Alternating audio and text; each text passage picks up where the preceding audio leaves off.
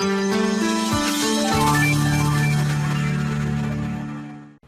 नाम नबीरा रमीस मोहम्मद सलीम है। मेरा नीट 2023 में 663 स्कोर आया है विद बायो 350। बेटा, अभी रिजल्ट लगने के बाद कैसे लग रहा है? बहुत अच्छा लग रहा है सर। ऐसा लग रहा है कि मतलब जितनी भी मेहनत की थी सब वर्थ इट रिजल्ट देख के लगा। और पेरेंट्स का कैसे फीलिंग है? बहुत खुश हो गए सर सब लोग मेरा रिजल्ट देख के, उनको भी बहुत अच्छा लगा। पिताजी क्या करते हैं? टीचर है। और मम्मी? टीचर है। उनका रोल कैसे रहा? दोनों ने बहुत हेल्प की सर। जब भी मैं बहुत ज़्यादा डिप्रेस हो जाती थी, मार्क्स कम आ गए तो बहुत सैड हो जाती थी, रोती थी, तो वो मुझे बहुत ज़्यादा मोटिवेट करते थे। और हमेशा अगर कुछ भी ये हो गया, गलत हो गया, तो उन्होंने मुझे हमेशा आगे बढ़ने की हिम्मत दी। फिर आपसे बात कराई। तुम्हारा डेली का शेड्यूल कैसे था और कैसे प्लानिंग से स्टडी की? मोस्टली जब स्टार्टिंग में था तो 10 घंटे होता था, लेकिन फिर बाद में फिर 8 घंटे हो गया।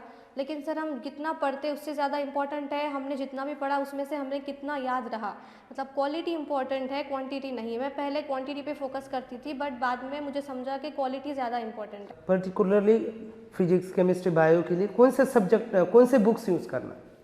बायो के लिए मोस्टली एनसीईआरटी। जो पॉइंट एनसीईआरटी के याद नहीं होते उन्हें स्टिकी नोट्स पे लिखो, घर में कहीं भी चिपका दो और रोज़ पढ़ो, तो वो ज़्यादा देर तक याद रहेंगे। केमिस्ट्री वही फिजिकल के लिए फिजिक्स जैसा है, एमसीक्यू सॉल्विंग।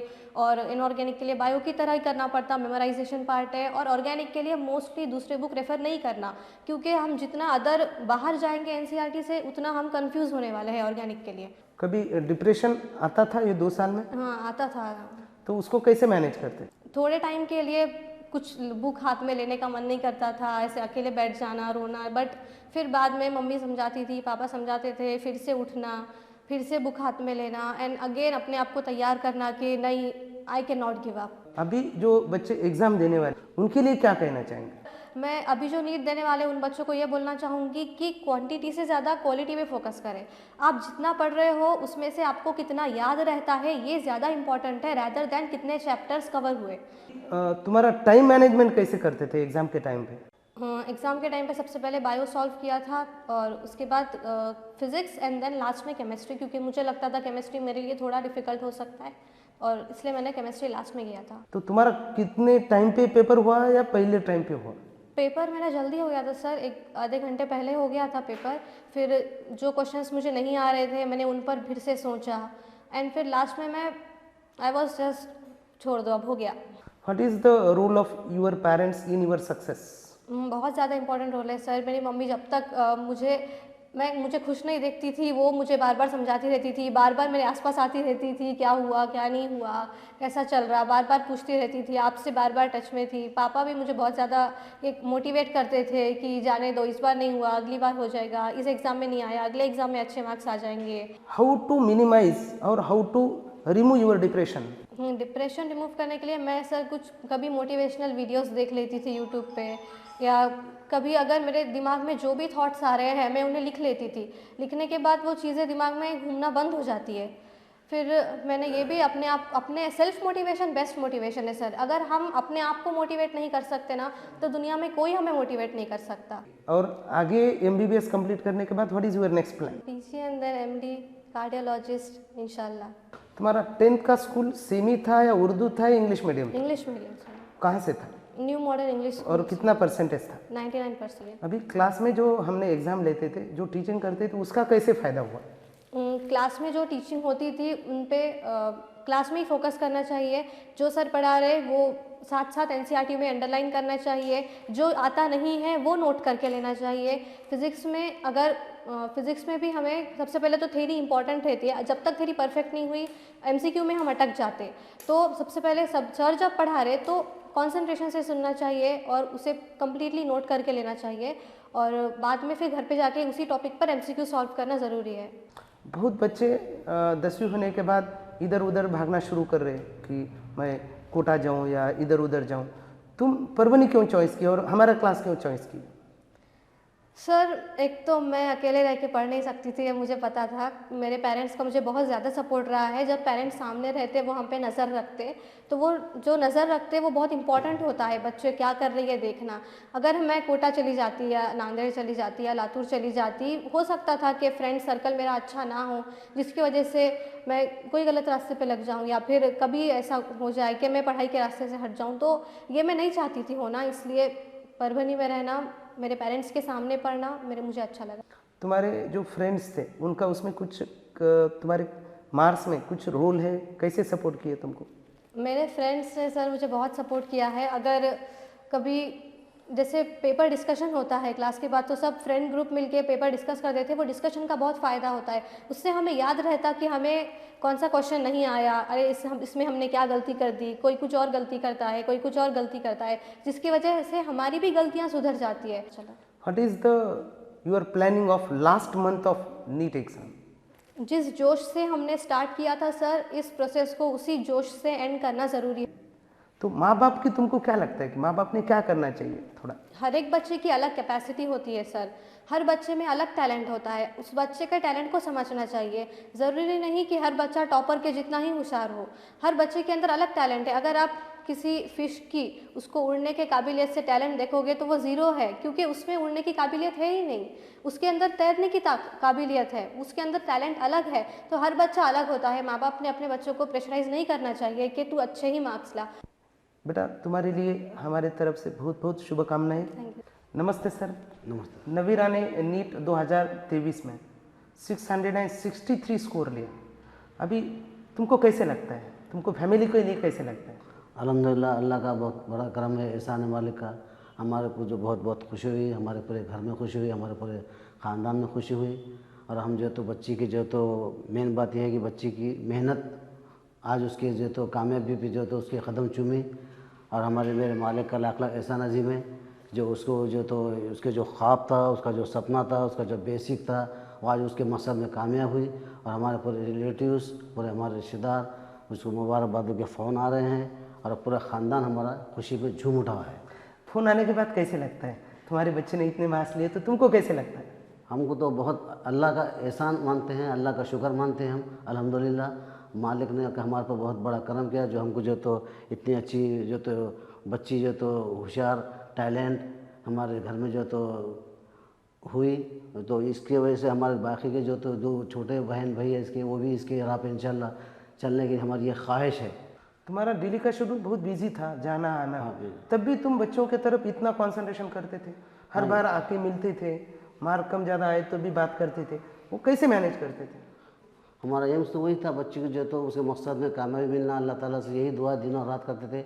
और बच्ची की खातिर जो तो मैं शेड्यूल में सुबह की शिफ्ट लिया, तो मैं 5 बजे रात को यहाँ से जाता था और 2 बजे आ जाता था। इसके खातिर अगर मैं सेकंड शिफ्ट लेता था तो मेरे को 8-9 बजते थे, तो इसको कब टाइम देता था।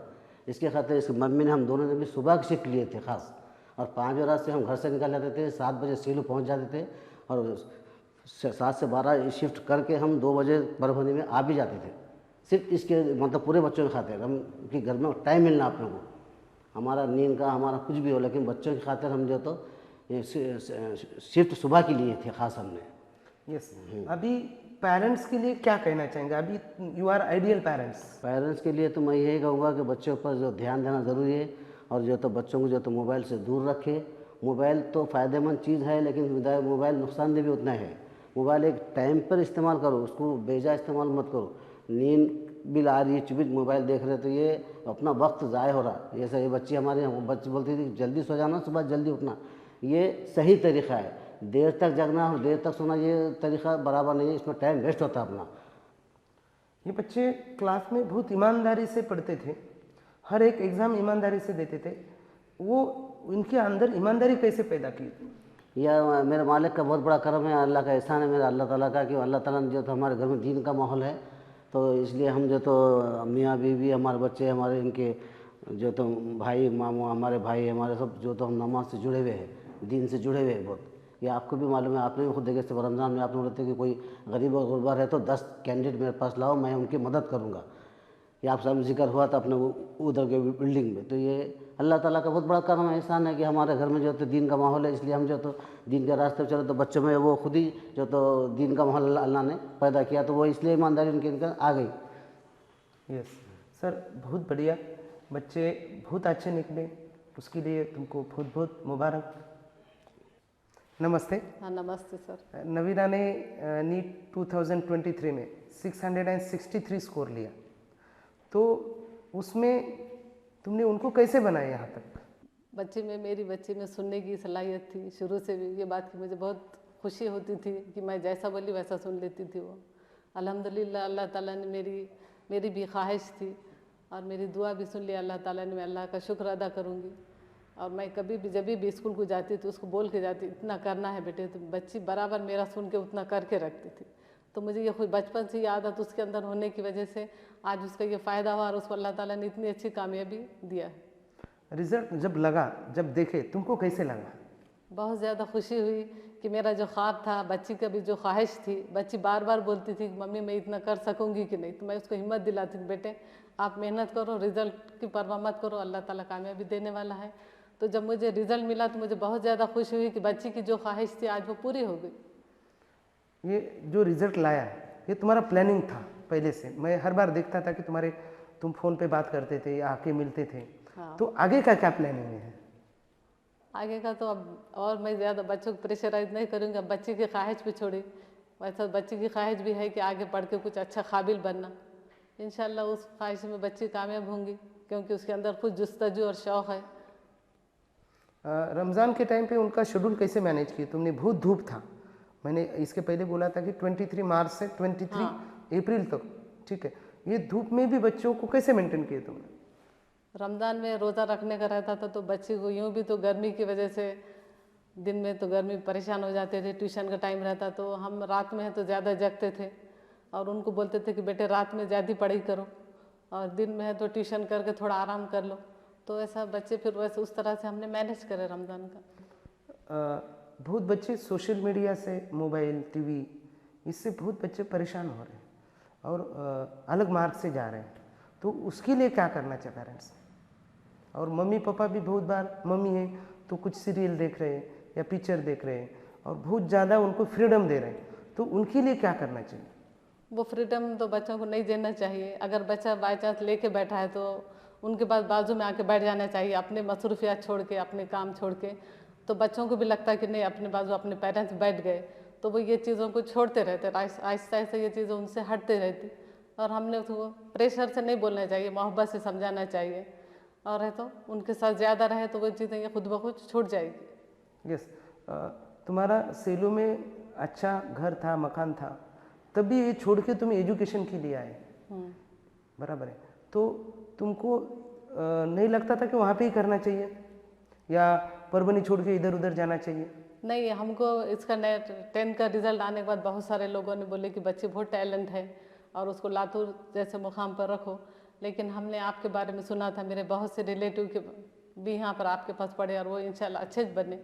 तो हम सोचे कि आपके पास रखेंगे। अच्छा, मुझे भी उससे अच्छी कामयाबी मिली, आपने बहुत ज़्यादा सपोर्ट भी किया और बच्ची मेरे से करीब थी, मैं उसको दूर नहीं करना चाहती थी क्योंकि मेरा सपोर्ट उसको बहुत ज़्यादा था। वो अकेले में मैं उसके साथ रहती थी, इसलिए उसको यहाँ पर रहने के बाद कामयाबी अच्छे से मिली। और वो बच्ची खुद नांदेड़ के बच्चों से टच में रहती थी तो उसको लगता था कि हमारे पास की कोचिंग क्लासेस बाहर से बहुत ज़्यादा अच्छी है, जो यहाँ पे इंडिविजुअल तवज्जो दी जा रही, बाहर ऐसा नहीं रहता था।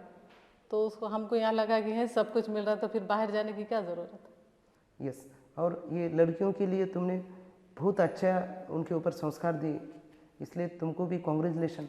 और आगे नवीरा के लिए भी बहुत शुभकामनाएं। Thank you.